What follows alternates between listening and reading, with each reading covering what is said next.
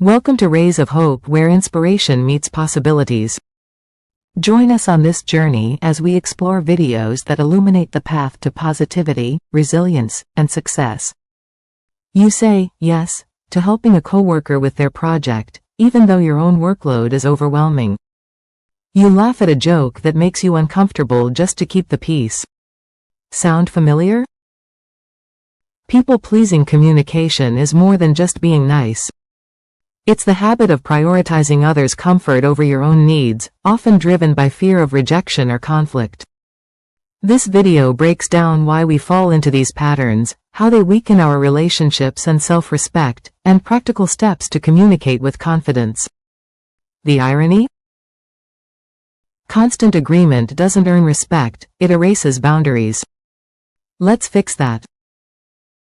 The psychology behind people-pleasing communication. Beneath every automatic, yes, nervous laugh, or uncomfortable silence lies a deeper psychological struggle. People-pleasing isn't just about being agreeable, it's a survival tactic wired into our brains. To break the cycle, we first need to understand what fuels it. Fear of rejection and its role. The fear of rejection is primal, activating the same parts of the brain that process physical pain. When we people-please, we're often trying to avoid that sting.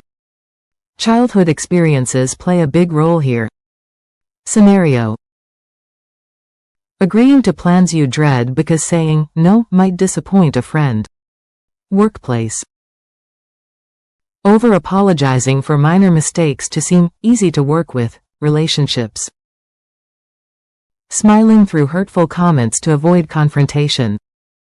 Studies show that kids who grew up with unpredictable caregivers often develop people-pleasing habits as adults. The unspoken lesson? Keep others happy and you'll be safe. But in adulthood, this script backfires. Constant accommodation teaches people to undervalue your time. Validation and self-worth. People-pleasing turns conversations into approval-seeking missions. When your self-worth hinges on external validation, every interaction becomes a report card. The likability trap. If I'm helpful, they'll like me. Even if you're exhausted, the apology reflex. Sorry for taking up space becomes your default greeting. The feedback loop. You fish for compliments, was that okay? Because silence feels like failure. Psychologists link this to conditional positive regard, a childhood dynamic where love felt earned, not given. The result? Adults who confuse being needed with being valued.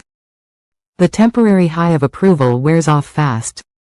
Without it, you're left scrambling for the next hit, like a gambler chasing losses. Real confidence starts when you stop outsourcing your worth. Signs you're a people-pleaser in communication. People-pleasing in conversations isn't just about being polite. It's a pattern of putting others' needs first, often at the expense of your own.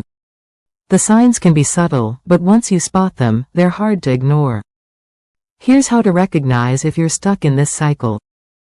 Avoiding conflict at all costs. People-pleasers treat conflict like a storm to dodge.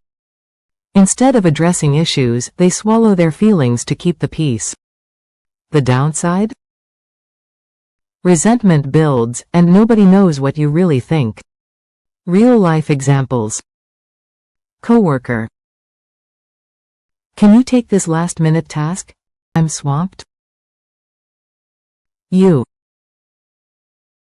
sure, no problem, even though you're already working late. Friend: you don't mind if we cancel plans, right?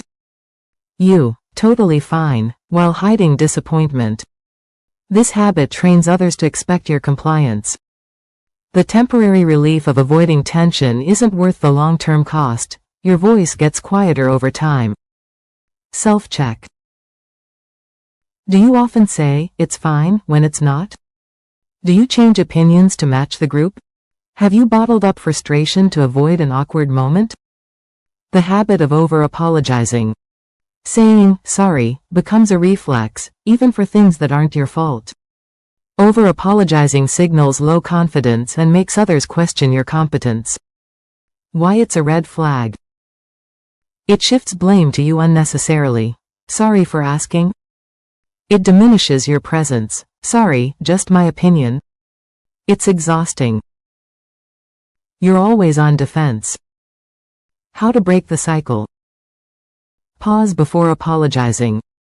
Ask, did I actually do something wrong? Replace sorry with thank you. Instead of sorry I'm late, try thanks for waiting. Save apologies for real mistakes, not for existing. Self-check. Do you apologize for things like sneezing or asking questions? Do people often say, you don't need to say sorry? Does your sorry feel automatic, not intentional? Recognizing these patterns is the first step toward clearer, more honest communication. The goal isn't to stop caring about others, but to start caring for yourself too. The impact of people-pleasing on relationships. People-pleasing might seem harmless, even admirable, on the surface. But when you constantly say yes to others while silencing your own needs, relationships suffer. You trade authenticity for approval, leaving both parties with a shallow version of connection. Here's how this dynamic plays out in real life. Resentment and burnout. Suppressing your needs to keep others happy is like running a marathon without water. At first, you push through.